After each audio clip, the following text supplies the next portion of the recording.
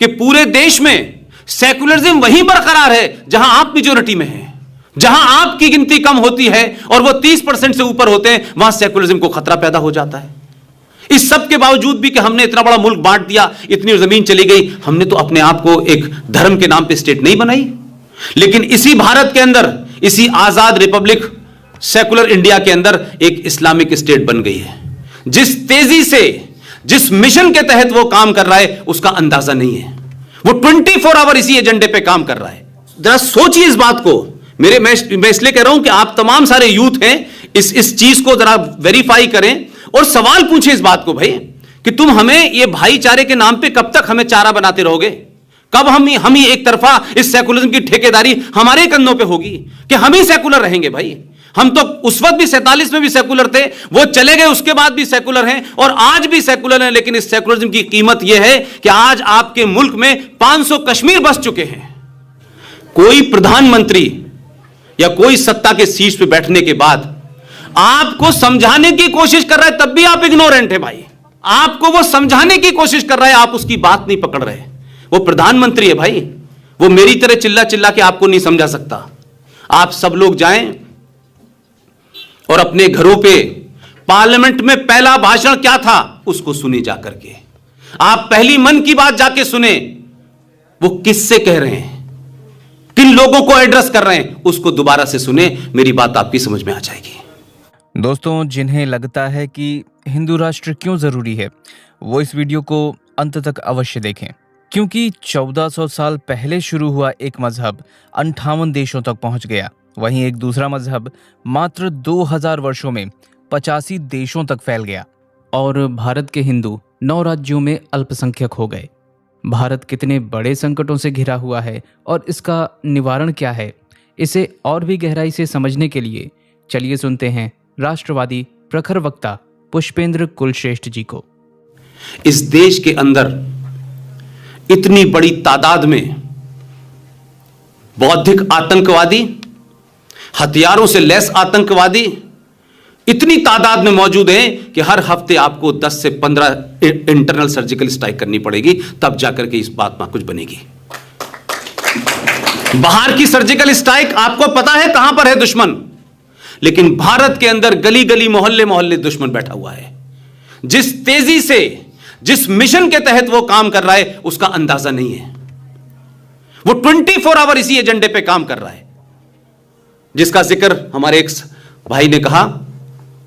यह गज़वाए हिंद, यह दारुल हरब से दारुल इस्लाम बनाने का ख्वाब, और जो लोग इस मक्कारी और मुनाफकत में रहते हैं ना, देखिए कुछ लोग जो हैं वो भटके हुए लोग हैं, ये खराब मुसलमान हैं, ये अच्छे मुसलमान हैं।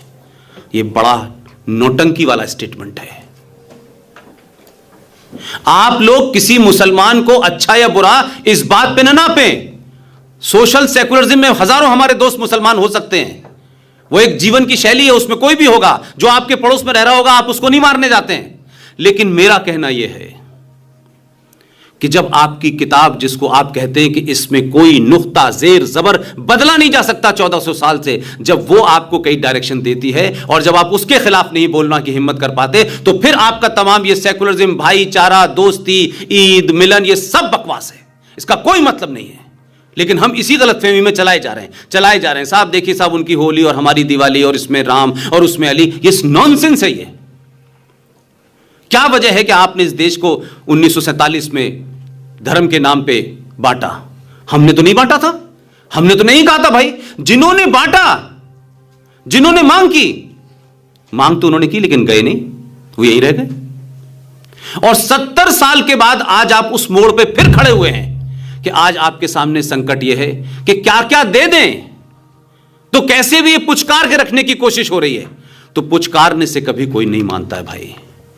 ये जो कश्मीर को आपने 70 साल में पुचकार करके कि आप 370 ले लीजिए और फिर साहब अपना प्राइम मिनिस्टर भी ले लीजिए, अपना कॉन्स्टिट्यूशन भी ले लीजिए और ये भी ले लीजिए, करते करते आज जम्मू कश्मीर के अंदर कोई आजादी की लड़ाई नहीं हो रही है, कोई आजादी की बात नहीं हो रही है, कोई बेरोजगारी की बात नहीं हो रही है, कोई भटके हुए की बात नहीं हो रही है। जम्मू कश्मीर में आज निजाम मुस्तफा स्थापित करने की लड़ाई हो रही है। यह क्या वजह है? इस देश की जो लोग ज्योग्राफिया को पढ़ते हैं, जो लोग डेमोग्राफी को देखते हैं, आप देखें कि पूरे देश में सेकुलरिज्म वहीं बरकरार है जहां आप मेजोरिटी में हैं, जहां आपकी गिनती कम होती है और वो 30% से ऊपर होते हैं, वहां सेकुलरिज्म को खतरा पैदा हो जाता है। इस सब के बावजूद भी कि हमने इतना बड़ा मुल्क बांट दिया, इतनी जमीन चली गई, हमने तो अपने आप को एक धर्म के नाम पे स्टेट नहीं बनाई। लेकिन इसी भारत के अंदर, इसी आजाद रिपब्लिक सेकुलर इंडिया के अंदर एक इस्लामिक स्टेट बन गई है, क्योंकि 70% उनकी गिनती है। इसलिए उनके संविधान में क्या है क्या नहीं है, आपके पास इतने टेक्निकल रीजन हैं, इतने कारण हैं कि इसलिए नहीं हटा सकते, कि उसलिए नहीं हटा सकते। ये करते करते हर सरकार अपना समय पूरा कर रही है, लेकिन जो जड़ पे हमला करना चाहिए उस पे हमला नहीं हो रहा। 23 मार्च 1940 को पाकिस्तान में, लाहौर के अंदर पाकिस्तान बनने की डेट और प्रस्ताव पारित हो चुका था। 1940 के बाद तय हो चुका था कि कौन किधर जाने वाला है।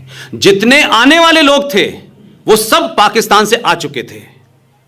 लेकिन आप जरा सोचिए इस बात को, मैं इसलिए कह रहा हूं कि आप तमाम सारे यूथ हैं, इस चीज को जरा वेरीफाई करें और सवाल पूछें इस बात को, भाई, कि तुम हमें ये भाईचारे के नाम पे कब तक हमें चारा बनाते रहोगे? कब हम ही एक तरफा इस सेकुलरिज्म की ठेकेदारी हमारे कंधों पे होगी कि हम ही सेकुलर रहेंगे? भाई, हम तो उस वक्त भी 47 में भी सेकुलर थे, वो चले गए, उसके बाद भी सेकुलर हैं और आज भी सेकुलर हैं। लेकिन इस सेकुलरिज्म की कीमत यह है कि आज आपके मुल्क में 500 कश्मीर बस चुके हैं और आप जब कोई बात कहते हैं तो या तो आपको आरएसएस का एजेंट बताया जाता है, या विश्व हिंदू परिषद का एजेंट बताया जाता है, या राइट विंगर बताया जाता है। यह कह के आपको अलग थलग करने की कोशिश की जाती है। तो मैं कहता हूं कि अगर कुछ लोग मुझे राइट विंगर समझते हैं, कुछ लोग आरएसएस का भी समझते हैं, जो कि आरएसएस वाले मुझे नहीं समझते अपना, लेकिन अगर वो समझते हैं तो भी मैं कह रहा हूं, हिंदुस्तान में आरएसएस का एजेंट होना ज्यादा अच्छा है लश्कर तोयबा के एजेंट से। किसी को कोई चिंता नहीं है इस देश में, किसी को कोई लेना देना नहीं है, सेकुलर लीडरों को भी नहीं है और उन मुसलमान मुनाफिकों को भी नहीं है जो सुबह से लेकर शाम तक हिंदुस्तान की मेजॉरिटी से कहते हैं कि हम तो सेकुलर हैं और आप सेकुलर हैं। लेकिन यह सेकुलरिज्म अलग है कि हम तो मुसलमान रहेंगे, हम तो कुरान की बात मानेंगे जिसमें लिखा हुआ है कि स्टेट का कोई कंसेप्ट नहीं है। इस्लाम में नेशन स्टेट का कंसेप्ट नहीं होता कि ये नेशन है, हम इसके अंदर ही रहना है। इस्लाम के अंदर दुनिया के किसी कोने में अगर कोई मुसलमान रह रहा है तो उनकी पहली जिम्मेदारी उस मुसलमान के लिए है। वो आपको मूर्ख बना रहे हैं और आप मूर्ख बने चले जा रहे हैं, लगातार चल रहा है। सियासी लोग तो समझ में आता है कि उनकी पार्टी वार्टी का चक्कर होता है, वोट लेना है, लेकिन आपको किसी का वोट नहीं लेना। भाई, आप हैं तो ये देश है, नेताओं से कोई देश वेश नहीं है। नेता आएंगे चले जाएंगे, सरकारें आएंगी चली जाएंगी, लेकिन समाज की चुप्पी जो है वो उन लोगों को ताकत दे रही है कि लगातार वो आपके ऊपर हमला कर रहे हैं, लगातार आपकी जो पूरी सोच है उस पर हमला कर रहे हैं। लेकिन हम ये सोच रहे हैं नहीं कुछ ऐसा है, कुछ ऐसा करेंगे, घर वापसी करेंगे, ऐसा करेंगे, वैसा करेंगे। ये तमाम फ्यूटाइल एक्सरसाइज आप कर रहे हैं। आप किस गलतफहमी का शिकार हैं? आप सच को सच कहने की हिम्मत जुटाइए। और किससे डरते हैं आप? और आप अगर भारत में नहीं कह पाएंगे तो क्या अजरबैजान में जाके कहेंगे आप? और कौन चीज से आपको रोकती है? भाई, मुझे तो किसी ने नहीं रोका। लोग मुझसे कहते हैं आप ऐसे से बोलते हैं। मैंने कहा कि चैलेंज है कि जो बोल रहा हूं कुरान के सिलसिले में वो मुझे बताएं कि मैं गलत कह रहा हूं, सच कह रहा हूं।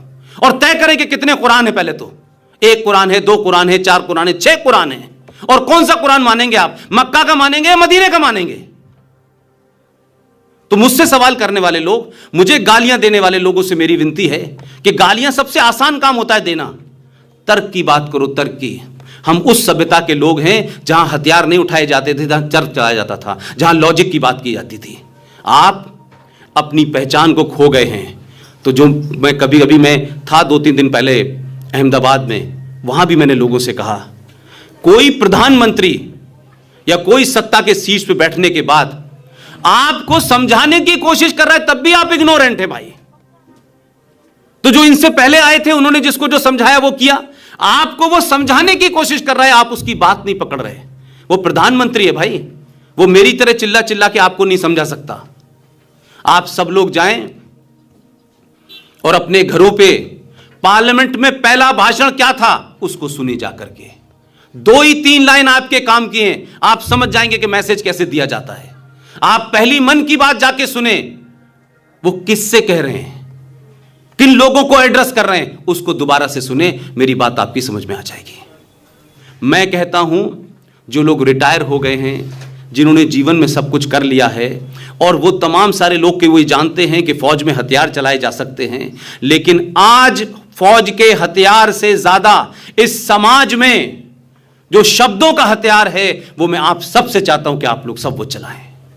घेरे लोगों को, तर्क से मजबूत बात करें, फैक्चुअल बात करें, कहीं डगमगाए नहीं। आप बिल्कुल न डरें। आपके अंदर यह हीन भावना नहीं हो सकती कि 700 साल के दौर में आप गुलाम रहे हैं तो आपकी पहचान भूल गई है। हर दौर में बुरा वक्त आता है, अच्छा वक्त भी आता है, तो हमको अच्छे वक्त को याद रखना चाहिए। 5000 साल में अगर हमारे 700 साल खराब निकल गए हैं तो हम अपनी पहचान भूल जाएंगे। हम इस बात पर शर्माएंगे कि हम हिंदू हैं। हमें हिंदू कहने से शर्म क्यों आती है?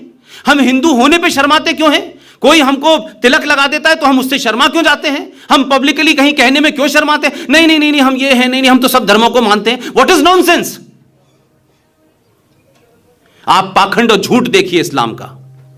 इसी देश में कुछ दिन पहले सुप्रीम कोर्ट ने एक फैसला दिया है, और जब सुप्रीम कोर्ट फैसला दे रही है तब हमारी और आपकी समझ में आ रहा है। ये बात तो मैं अलीगढ़ यूनिवर्सिटी में था जब से जानता था, लेकिन मेरी कोई सुनता तो था नहीं, न मेरी इतनी आवाज थी। अब मैं बोलता हूं तो आप तमाम सब लोग सपोर्ट करते हैं। इसी सुप्रीम कोर्ट ने फैसला दिया है कि मस्जिद इस्लाम का हिस्सा नहीं है। तो फिर यह मस्जिद के नाम पे पूरे हिंदुस्तान में आप किसको डरा रहे हैं? मस्जिद के नाम पे राम जन्मभूमि में किस बात का विवाद है? अगर वो धार्मिक और महत्व की जगह नहीं है, उसका कोई इस्लाम से मतलब नहीं है, तो ये तो ऐसे ही है जैसे आपके मकान के ऊपर कोई इंक्रोचमेंट कर ले। तो आपके मकान पे कोई इंक्रोचमेंट करेगा तो आप सुप्रीम कोर्ट का इंतजार करेंगे कि वो बताएगा, 200 साल में फैसला देगा, तब आप अपने घर में जाएंगे? कुछ फैसले खुद भी करना सीखिए भाई, अपने आप भी करिए फैसले। आप जिस समाज से लड़ रहे हैं वो फैसले अपने आप कर रहा है, और उनके फैसलों पे 2-2 साल से कोर्ट जो है डेट दे रहा है। आप क्यों नहीं कर रहे? आप जिस मेजॉरिटी में हैं, आप कम से कम अपने पुरुषार्थ को पहचानिए, अपनी ताकत को पहचानिए। आप किसी के गुलाम नहीं थे। ठीक है, एक दौर आया, राजा आया, उसने आपके ऊपर रूल किया, लेकिन इस बात के लिए भी आपको शुक्रगुजार होना चाहिए कि आपकी संस्कृति में और आपके धर्म में और आपकी सोच में इतनी ताकत थी कि उस 700 साल के बावजूद भी आप हिंदू बने रहे, समाप्त नहीं हुए। कुछ लोग 2 रुपए के चावल के चक्कर में, कुछ लोग तलवार के जोर से कन्वर्ट हो गए। ये 99% हिंदुस्तान में जो मुसलमान है ये कन्वर्टेड मुसलमान है। आप नहीं हुए, आप उनसे ज्यादा बड़े बहादुर थे। तो अपनी उस बहादुरी को याद कीजिए और ध्यान रखिए कि ये देश आप तय करेंगे कैसे चलेगा। ये नहीं होगा कि हर जो आदमी बाहर से आएगा वो पूछेगा आपसे कि आप सेकुलर नहीं है। हम सेकुलरिज्म का सर्टिफिकेट बांटेंगे, कोई दूसरा नहीं बांट सकता। ये ताकत हमारे हाथ में होनी चाहिए। ये तय होना चाहिए कि देश कैसे चलेगा। ये 1947 में महात्मा गांधी ने नहीं बना दिया है। ये 1947 में भारत नहीं पैदा हुआ है। ये कैलाश पर्वत, ये गंगा जमुना तहजीब, ये गंगा जमुना सब 1947 में नहीं बनी है। कुंभ 1947 से नहीं शुरू हुआ है। ये झूठ और मक्कारी के तहत आपको बताया गया कि भारत के पहले शिक्षा मंत्री को बारे में उनको भारत रत्न भी मिला, लेकिन भारत के पहले शिक्षा मंत्री जिनका जन्म मक्का में हुआ था वो यहां आए, उन्होंने भारत के शिक्षा मंत्री बने। लेकिन आप जरा उन शिक्षा मंत्री की ईमानदारी देखिए कि अपने जीते जी उन्होंने एक किताब लिखी। उस किताब का नाम है India wins freedom. Oriental publication ने वो किताब छापी और अपनी किताब के लिखने के बाद अपनी वसीयत में यह कहा उन्होंने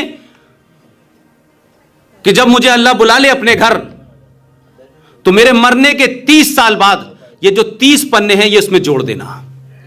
जो भारत का शिक्षा मंत्री अपने जीते जी सच बात कहने की हिम्मत नहीं रख पाया, उसने भारत की शिक्षा नीति क्या बनाई होगी इसको आप समझ सकते हैं। किन लोगों को आगे बढ़ा करके आपने हिंदुस्तान की शिक्षा की किताबों में क्या क्या नहीं डाला गया। जो आपके हीरो थे उनको विलेन बना दिया गया, जो विलेन थे उनको आपका हीरो बना दिया गया। आप इस कुंठा में जी रहे हैं पिछले 70 साल से कि औरंगजेब के बारे में हम पढ़ते हैं, उसने ये किया, मास मर्डर था, रेपिस्ट था, लेकिन औरंगजेब रोड बनी हुई है। ये कुंठा इस देश की मेजॉरिटी को देख के नहीं होती कि जिन लोगों ने हमारे पूर्वजों को मारा, उनका धर्म परिवर्तन किया। ये गुरु गोविंद सिंह की बात हो रही है, ये शीशगंज जो गुरुद्वारा है, ये सब कल की बात है भाई। वो लोग हमारे लिए उनकी सड़कों के नाम रखे जाएंगे, उनको ग्लोरीफाई किया जाएगा। जो नालंदा को जलाएगा उसके नाम पे स्टेशन का नाम रखा जाएगा। हम 70 साल से कर क्या रहे हैं? हम सोते हुए समाज हैं। योगी की सरकार आ गई, मोदी की सरकार आ गई, ये आएंगी सरकारें जाएंगी, लेकिन जब आप चेतन होंगे तो हिंदुस्तान में मुस्लिम लीग की सरकार भी होगी, तब भी नाम बदल जाएगा जिस दिन आप चेतन हो जाएंगे। आप सरकारों का इंतजार मत कीजिए, सरकार अपना काम करेगी, आप अपना काम तो करिए। आप ये मत कहिए कि ये हमारा काम नहीं है, हमने वोट दे दिया उसके बाद हम सो जाएंगे। ना, वोट दीजिए, खड़े रहिए, दबाव बनाइए। आपकी अपनी सरकारें भी चाहती हैं कि उनके ऊपर दबाव बने ताकि वो काम करें, क्योंकि उनके ऊपर भी संवैधानिक बहुत सारी जिम्मेदारियां होती हैं।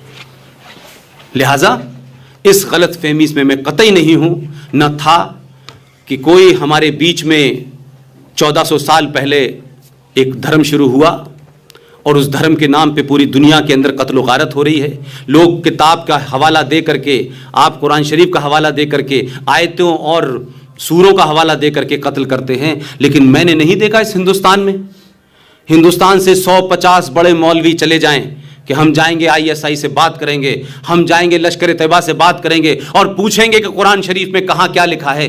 नहीं करते, चादर से मुंह ढक करके कहते हमने कंडेम कर दिया, ये गलत काम कर रहे हैं, ये झूठ है, ये मक्कारी है। 30 आयतों में 34 बार जिहाद का जिक्र आया है। और ये जिहाद क्या है? ये 2 किस्म का जिहाद है कुरान मजीद में, जिहाद अकबर और जिहाद अशरफ। यानी अशरफ छोटा जिहाद, जिहाद अकबर बड़ा जिहाद।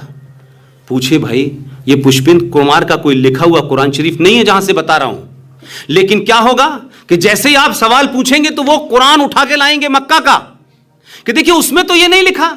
ये नहीं कहेंगे कि ये दूसरा कुरान मानते हैं, एक ही किताब है, लेकिन उस एक ही किताब के 6 अलग अलग जगह, पेरिस में है, कोई जर्मन में है, अलग अलग हैं, उसके अलग अलग एक दूसरे विरोधाभासी हैं, वो कोई एक नहीं है। लेकिन उसके बावजूद भी 2 कुरान मेन है कि एक तो मोहम्मद साहब मक्का में जब पैदा हुए वहां, और एक मदीने का कुरान। तो जब जरूरत पड़ती है तो मिक्स कर रखा है। जब आपसे कोई बात होगी तो कहेंगे देखिए मोहम्मद साहब ने तो ये कहा था, लेकिन जब मोहम्मद साहब ने कुछ आगे कहा था दूसरे कुरान में तो उसकी बात नहीं कही। तो जरूरत पड़ने के हिसाब से आप बात करते हैं। इसीलिए मैं बार बार कहता हूं कि Islam is not a religion, is not a religion, it's a political ideology to capture power, nothing more than that. इस गलतफहमी से बाहर निकल जाइए। आप कुरान को पढ़िए, समझने की कोशिश कीजिए। आप बहुत घनघोर संकट से घिर चुके हैं, आपको अपना अंदाजा नहीं है। जब तक सत्ताएं हैं, फौज हैं, आपकी फौज है, ये जुडिशरी है, आपको मेजॉरिटी होने का अगर भ्रम है तो आप मेजॉरिटी में थे तब भी आप 70 साल से डरपोक की तरह रह रहे हैं इस मुल्क में, और कोई दूसरा नहीं डरा रहा आपको। आप ही के बीच में से चुन के जो लोग जाते हैं वही डराते हैं, इसलिए कि आपने उनको ये मैसेज दे दिया है, आपने उनको ये एहसास करा दिया है कि आप जो भी करेंगे हम मान लेंगे, हमें कोई फर्क नहीं पड़ रहा। होता रहेगा, 200 साल तक चलता रहेगा, मुकदमा लड़ते रहेंगे। कभी दुनिया में परिवर्तन जो है धीरे धीरे नहीं होता है, दुनिया में परिवर्तन निर्ममता के साथ होता है। यह फैसला लागू होगा, कल से होगा, और ये सरकार में बहुत से फैसले इसी अंदाज में लागू हो रहे हैं, और ये होने चाहिए, इस सिलसिला जारी रहना चाहिए। और अगर ये सिलसिला जारी रहना चाहिए तो आपको ध्यान रखना चाहिए कि 2014 में आपने वोट ठाकुर और ब्राह्मण और दलित और यादव बन के नहीं दिया था। आपने इस देश की मॉडर्न सत्ता को यह बताया कि इस देश में पिछले 70 साल से जितने भी चुनाव हुए, अल्पसंख्यक, किसी का कॉम्बिनेशन है माई, किसी का कॉम्बिनेशन है अजगर, ये सबने अपने अपने कॉम्बिनेशन बना रखे हैं, लेकिन हर कॉम्बिनेशन में एक एम कॉमन है, सब में एक एम कॉमन है। आपने 2014 में कहा कि अब कॉमन सिर्फ एच रहेगा, इसलिए आपने सत्ता पे उन लोगों को बिठाया, और लोगों को पता चला कि अगर 1% लोग भी मुत्तहिद हो जाएं, यूनाइट हो जाएं, और ये तय कर लें कि सत्ता पे हमारी सोच के लोग बैठेंगे, तो फिर आपको कोई नहीं रोक सकता। अगली भी आपकी होगी और अगले 1000 साल तक भी आपकी होगी। दोस्तों, आपने पुष्पेंद्र कुलश्रेष्ठ जी को सुना। अगर आप उनकी हर एक बात से सहमत हैं तो इस वीडियो को लाइक करने के साथ साथ ज्यादा से ज्यादा लोगों तक शेयर करें। दोस्तों, शेयर करना इसलिए भी जरूरी है क्योंकि जागरूकता के बिना कुछ भी नहीं हो सकता।